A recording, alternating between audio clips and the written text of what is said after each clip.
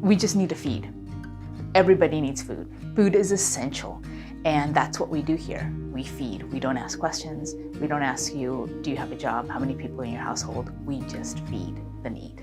We are not affiliated with any other food bank. We are a standalone food bank. So all the things that you see, all our programs are funded by the community. They're supported by the community, and obviously companies and grants and things that we can find. Good stuff, really. Yeah? Healthy. Good and healthy, like fruit, rice. It helps me a lot because I'm on widow's benefits, and I have, I'm waiting for a liver transplant. We served 124,000 families in the entire calendar year of 2019. Last year, at the end of December 2021, we served 235,000 families. If you do the multiples of children and people in the family, that's just short of 1 million people. The pandemic moved our client count up about 40%. The following year was 33%. This year, in 2022, January through September, we have already served 235,000 families. That is driven primarily by inflation and economic displacement. People are food insecure. They're making decisions about whether I can pay the rent, or whether I can buy groceries, or whether I can buy a prescription drug, or whether I need something for my child to go to school with. All of those are budgetary things that just don't stretch anymore. It just kind of made me realize that the work that I do and that our staff does is important, and it hits home. And it is especially important to those mothers and fathers that have little people at home and they can't feed them, or they go hungry so they can feed their children.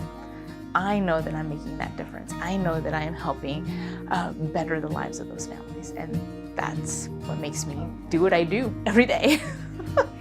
Come on down and spend a couple hours on a Wednesday morning and help hand out food. We have a very small staff, always have, and always will. Most food banks do. So we have a small paid staff, and we probably have twice as many people working each day who are volunteers than we actually have on the payroll.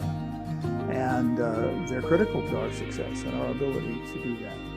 The other thing that they can do is make people aware that this is an option and where it is. And be a friend of the food bank by simply saying, hey, there's an option on 7 West Scotts that can help you. And it's easy to do, it's friendly, it's open, it's something that you can do without being unsure what, people are afraid because they've never done it. So spread the word. It's a great experience. You understand the need of people who don't have these basic essentials. I think definitely that some of us are more privileged to have access to foods. I realized here that that's not necessarily true here, and I'm hoping that we can find more ways to combat food insecurity. It's not just handing out food. We also do DoorDash, and DoorDash is mostly for people who aren't able to physically come in. Every day it's a great feeling. We leave from work, yes, exhausted, but knowing that we fed families and we gave those families what they needed at that moment.